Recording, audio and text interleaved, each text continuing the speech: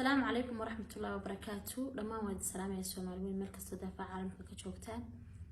waxaa jirtay video aan leeyahay oo la wareejinay baraha bulshada aniga loogyada la igu soo diray la igu soo mishin gareynay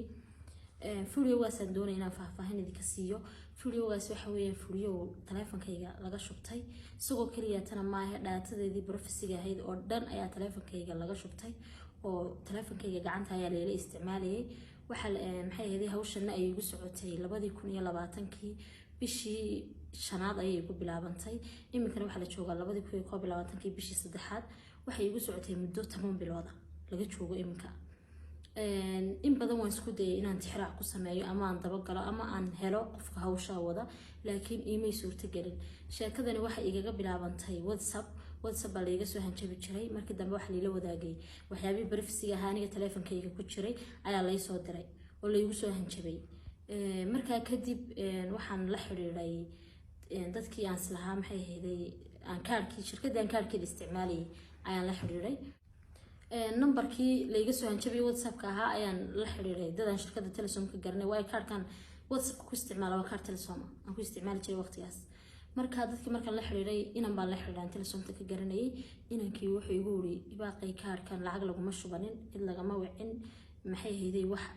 macluumaad oo ka tagay oo lagu heli karo ama lagu daba gali karo ma jirto. sheekada markii halka maraysay waxa hadana maalmo kadib leela wadaagay macluumaadkaygii saadka ama maxay dadka inta saadka fahansanay waxa weeyaan kaarka markaad furanaysid qaybta lacagta u furanaysid waxa laga buuxinayaa information dhaxalkii inta dhaxalkaaga leh inaayadaado dhameystiran da'daada waxa soo dhan oo kale ay Telesomta mas'uul ka tahay qofka ay ka buuxisay privacy-giisa ayadu mas'uul ka tahay ayaa la soo diray. isla inankii baan ku celiyay ku walaal waxaan baa hadana la soo diray inankii wuxuu igu waarin culus ee hibaaqay waan maxay ahayd waan dabagelaya oo dadka iga sareeya ee hawsha shaqada ku leh ayaan la xiriiray arrinka la socodsiinaya. markaa kadib sidii waan jawaab ka sugayay jawaabtii igu soo celiyayna waxay noqotay hibaaq waxaan waxba lagama qaban karo waa jin iyo waxyaabahaas ee kaarkiis ka bedel. أنا هذا الكيس بنقاطي ما دام وقفكي وقف يقدر دلولة شركة دوسة وجوجي ماشي. إثيوبيا أنت جاي كارد بعمل كسافرتي وحنا قصة مسوي واتسابكي سيدي هرجوا يقدر توضد كي ببلوغ لساري يقول شري عليها يقول إنه يبقى وانا بلوغتي هذا أنا كدي بحال اسمي أصحاب تيدا وحلو شركريني ويحب رفسي جيها ورسل النمبر كي جانو وان استعمالي لوجو شركريني أنا لو قف كم أركيو لكن قف كي مركان أركو أما ويسكري شو دي سوق هذا نمبر كوحلو قدر وكي جان أنا واستعمالي إثيوبيا كسافرتي. marka sheekadu halka ay mareysay waan iska joojiyay WhatsApp oo dhan baan iska joojiyay waan iska daayay. markii WhatsApp-kayga oo dhan saa lagula wareegay ana aan faraha uga qaaday qofkii maadaama aan anigu maxay ahayd dad ay jiraan dad maxay ahayd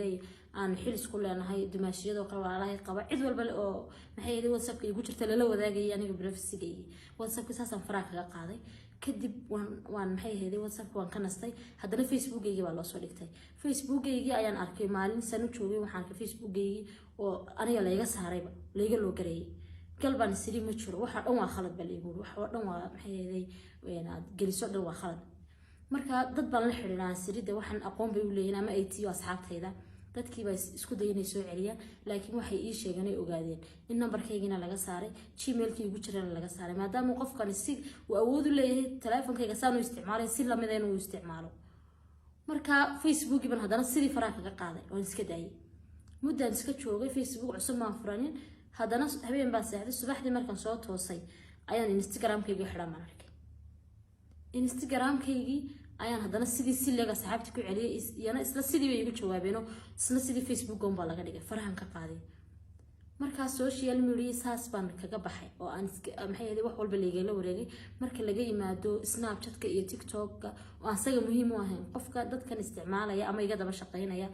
ay daba jira aan muhiim aan u maleynaan muhiim u ahayn ayaa ii soo haray oo maxay ahayd labadiisii sidii igu jireen waxaan markaa isticmaalayay hadana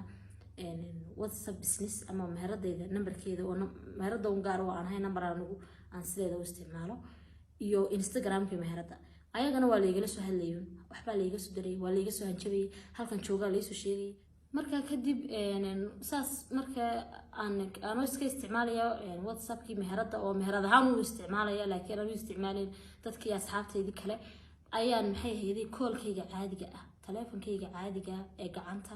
qof hadaan waco ama uu soo waco ama qofka SMS caadi iyo call-ka taleefanka gacanta aan u diro qofkii waxa la wadaagay wixii privacy-gayga ee uu qofkani dadkani hayeen ayaa la wadaagay qofkii baa dadkii un baa igu oranay waxaasana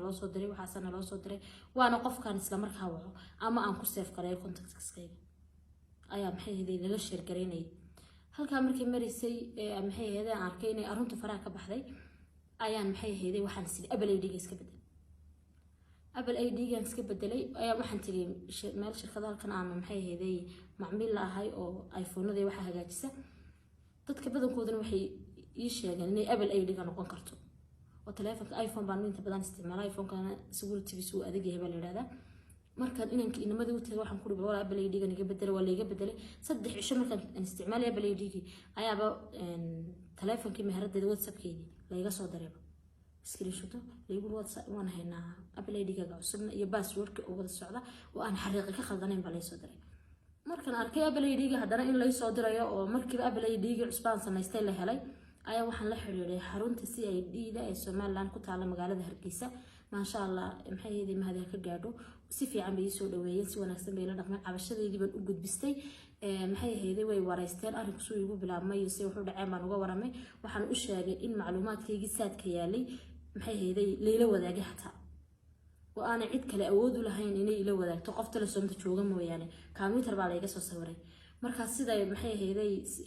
ay saas dhacday waxaan u sheegay inaan la xiriiray shirkadda oo inankii igu yiri waxaan mala waajin iska bedel kaarka marka waxay u baahdeen inankii ayaguna wareystaan inankii baa si ay dhida loogu yeeray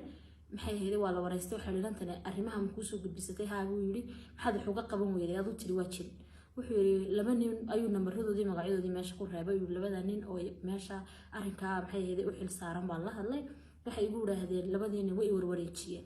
waxbaan qabanaynaa bay markuu yiraahdeen marka anna sidaa darteed baan hibaaqsaa ugu roon ku samirsiiyay aduu si ay dhidi sidii ugu jirnay aniguna safar baan yara galay waan maxay ahayd waan yara mashquulay inamadiina horta waxay ii sheegeen mar walba si fiican bay mar walba hawsha ugu jireen laakiin waxay ii sheegeen inaan awood u lahayn shirkadii WhatsApp inay awood u lahayn wadanka in wax laga qabto aan WhatsApp-ka laga lahayn Soomaaliland kaarkiina aan loo isticmaalin wax tixraac lagu sameeyo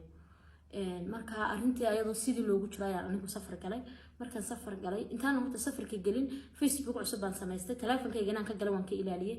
ka calisaki ayaan ku samaystay ayaan maxay idin ka geli jiray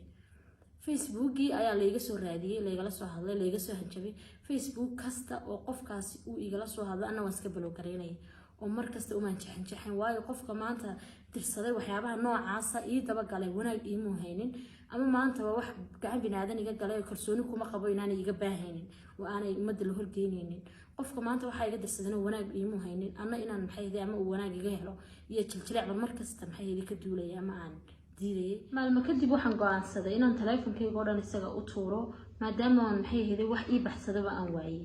oo aan maxay ahayd telefoon cusub iska dalbado Instagram cusub samaysto Facebook-ayga caliskii ugu jiray kula soo wareego WhatsApp aan wadankaba laga lahayn aan samaysto markuu meel uu igala hadlo waayay walkiina meel walba iska moosay uu iga soo galay wuxuu sameeyay wuxuu la hadlay dadka madaxda aan wada shaqeynay sida agaasimaha Universal TV ama director-ka filmaanta nidii soo gudbino iyo dadka la asxaabteeda oo ku yiri maxay ahayd inta sawirradii wixii u diray uu yiri gabadhaasana u baahanay meelan kala xiraan degdeg ugu baahanahay وريدو قفك المركز تو حربانو وسيفي سكالهانا إنه يدلو ومسكح ذي إيجا قبصدو أو وسيفي سكالهانا إيه وعلى مركز تاي سبب تتعي مو دون إنه هبين إنان كنستو ماني بروح عصب إنه يسوق بديو ماني بعرف سي ويكل على الرابو أنا مركز تو حنكو أدخل سنة ينكو على الأديجي إن أنا قفك ما ذحي بوسو جينين ومركز تو حنكو لها سبب أدرس تو استعمال إن أنا ديس ما نقان سبب تو واحد يلسو حداس كيرب مركز تو إيجا لها الله محي هيدي وانسك ساري وما أنا نوجح جحين marka dadka bay la soo hadlay waxaasana la soo diray wuxuu leeyahay waan baahinaya maxayda aan la hadalno may waxaan ku qofkan wanaag markii hore waxaan iga mudirsanin iminkan inaan maxay heeday kala hadlo ama aan hoos tago inaan adoon wahado reedo qofkan doonayo oo marba suusagu doonayo uu isticmaalo anna ilaahay baan aaminsan qof binaadana ma aaminsani inuu maxay heeday wax yeeli karo qofna deelay ma daba dhigano lama oran hibaaq dambiga iyo khaladkay gasho adaa maxay heeday aakhira laga xisaabtamay la warnay maxay uga ilaalin weeyday isaga maxay heeday kulay igu daalay aakhira adduuna aakhira anaga lafteeduna kulay qofkaas inuu inay jabiyo ama madaxayga hoosgeeyo damcay laakiin waxaan leeyahay garaac lu qoro mar dhutiyo anigu mar walba waxaan ahaanay hibaaqdeedii xagga ilaahayna wixii aan ka ayban ka wixii aan geysto ayaan bari la tagay aakhiradeeda iyo wixii aan anigu maxay heeday camal sameeyay qofna qof loo xisaabin maayo idinkuna aad baad u mahadsantihiin marka video waasi sidoo ku baxay waan idin la wadaagay horta cid walba waxaan raali gelinaya cid walba oo dhibsatay ama waxaan videoga la wareejinayo waxaan leeyahay sidii jeceshiin inka badan baan idin jecelahay ilaahay ha idin sharfo adduunyo aakhiraba maxay ahayd waxaan kaloon u mahad celinayaa kuwa sida xun isticmaalay ama sheergareeyay ee garaadkoodu siiyay inay cid kale la sii wadaagaan ayaga laftirkooda aqligooda siiyay aad baan ugu mahad celinayaa ka bulshada la wadaagay ee social media keenay ama maxay ahayd dadka noocaas ah oo isticmaalayna ayaga laftirkoodana wad mahadsantihiin baan leeyahay waxaad ka heshaan waxba hayga sinaa riyo adduunba waxaan kaloon doonayaa inaan idin sheego horta maanta anuu jacayl iyo nacayb waxaan la ooyay qof maxay ahayd cadeyn kara oran kara ibaa waxaas ii ooyisay ma jirto anigu asxaabteyda iyo ehelkayga dadka inta igu dhow qof walba uu yaqaana waxaan ahay dadka markay cadhoodaan cid kastaba ka cadhoodaane oo inta ku nafisa ee cadho ooya ayaan ahay markasta saan inaad la socotaan baan idinku ogahay waxaan kaloo idin sheegay cid anigu qof haddaan garanayo qofka maanta cid uu yahay ama meel aan kala xiriiro ama tixraac yar aan ka hayo anigaan cid baa u daba fadhiistay qofkaasi meel uu ka yimi iyo maxay ahayd meel igala qaaday iyo wuxuu iga baahan yahay midna ma ogi mana garanayo sidoo ilaahay igu ogyahay weeyaan anigeygii maxay ahayd arinku igu dhacay ayaan garanayn cid aan u raaco ama cid aan ku eedeeyo oo intaas oo dhan ku daba jiray idinkuna inaad cid ku gaftaan ayaan idinka digayaa oo qof binaadan oo kale dusha wax ka saartaan ilaahay unba mar walba ilaahay baa caalimul qayba ilaahay baa wax walba adduunka ka dhacay cid walba dhibgeysata la socdo kala xisaabtamaya aad baad u mahadsantihiin mar walba waan idin mahad celinayaa waxa mar walba idinku adkeynaya idinku ta'kiidinaya inaan maxay ahayd qofkaasi aanu intaas oo kaliya iga maxay ahayd gacanta igaga dhigan ee wax ka dhaatada taleefankayga oo dhan si aniga gacanteeda ugu jirto si lamida ay gacantiisana u gashay sidoo maxay ahayd uu isticmaal lahaana kulay de hordhac weyn naga siiyay idinkuna aad baad u mahadsantihiin mar walba waan idinka mahad celinayaa sad iga dhigeen ama adiga maxay ahayd xanuunsateen ilaahay baan mahad celinaya marka koowaad marka labaad waxaan ilaahay ugu mahad celinayaa inuu Soomaaliga dhaliyay marka labaad haddana waxaan idinkan idin mahad celinaya waa mahadsantihiin